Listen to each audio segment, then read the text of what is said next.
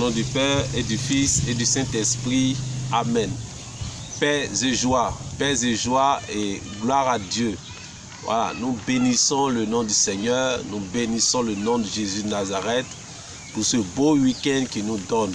Voilà, je commence d'abord par souhaiter une bonne fête de Tabaski à nos frères musulmans. Voilà, nous cohabitons à eux dans cette société et aujourd'hui est un jour important pour nous, nous souhaitons bonne fête. Je voudrais aussi dire merci à tous mes frères et sœurs, à vous qui avez accepté vraiment de vous abonner à cette nouvelle page YouTube. C'est une page qui est nouvelle. Je vous demande encore vraiment de partager afin que vos frères et sœurs puissent s'abonner à cette page. Voilà. La dernière fois, j'ai abordé le thème de comment vaincre les dettes de sang. Voilà, comment vaincre les dettes de sang. Aujourd'hui, je voudrais parler des solutions. Parce que s'il y a un problème, s'il y a une situation, il faudrait qu'il puisse avoir une solution. D'abord, j'aimerais nous dire que notre solution se trouve dans le nom puissant et précieux de Jésus de Nazareth. Mais quelles sont les démarches à faire pour annuler ces dettes de sang, pour que ces dettes de sang n'aient plus un effet sur notre vie, pour que ces réclamations puissent agir? C'est vrai que Christ, en mourant sur la croix, s'est fait malédiction. Il a pris ces malédictions pour que nous soyons bénédictions.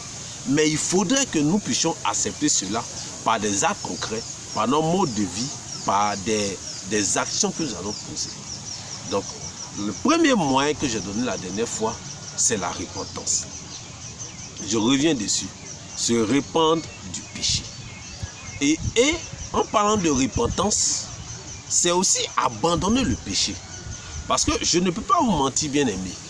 Le péché est mortel. Aujourd'hui, c'est vrai, la parole de Dieu est diluée. C'est-à-dire que les serviteurs de Dieu n'osent pas dire certaines vérités pour des raisons que je ne veux pas évoquer ici. Mais, bien aimé, le péché est mortel. Si l'Église même nous parle de péché véniel et de péché mortel, ce qui veut dire que le péché est une porte ouverte du mal, est une porte où les réclamations arrivent à agir dans notre vie. Parce que s'il n'y a pas de porte, on ne peut pas avoir accès à une maison. Donc la première démarche que tu vas faire, c'est de ne plus retourner à tes vomissures. C'est d'abandonner totalement tes péchés. Jésus l'a dit, lorsqu'on chasse un esprit, il va. S'il revient trouver la maison encore désordonnée, cette fois-ci, je ne suis pas seul, mais il vient à cet esprit. Donc d'abord, il faut abandonner la vie des péchés. Il faut abandonner le péché. Chacun de nous connaît sa vie. Abandonne d'abord le péché. C'est le premier moyen que je te donne. Va à la confession et ne retourne plus au péché et répands-toi régulièrement. Répands-toi, demande pardon pour tes péchés, demande pardon pour ta famille. J'ai aussi, bien aimé, vous parler de certaines formes de prière, de délivrance et de libération.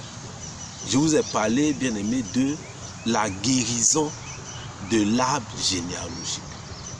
La guérison de l'arbre généalogique.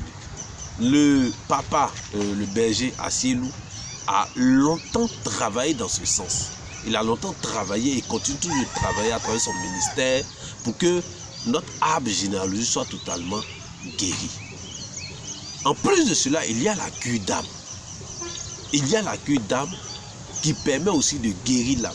Quand on parle d'une cure, on parle d'un processus de guérison. Voilà, donc il y a aussi, bien aimé, la cure d'âme qui permet véritablement d'être libéré de tout cela. Mais je vais vous parler particulièrement aussi de la prière de Jéricho. Cette prière de Jéricho que j'ai expérimentée des dizaines de fois avec des familles, depuis Abidjan jusqu'à ici même à Boaké. Et la prière de Jéricho qui trouve sa source, qui est fondée sur le livre de Jésus, chapitre 6, où nous voyons que Dieu a livré Jéricho au peuple d'Israël. Mais pour prendre possession de Jéricho, Jéricho était barricadé. Jéricho était fermé, bien aimé. Jéricho était barricadé. Mais Dieu a orienté le peuple d'Israël, qui avait l'âge de l'alliance, à faire le tour de la ville pendant 6 jours. Le 7e jour, ils ont poussé le cri et la Bible dit que les murs de Jéricho sont tombés. Bien aimé, vraiment ce sont les solutions que je te donne. La prière. Donne ta vie à Jésus.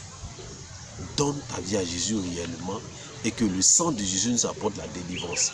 Je suis là aussi, voilà, vous avez mon contact pour la plupart.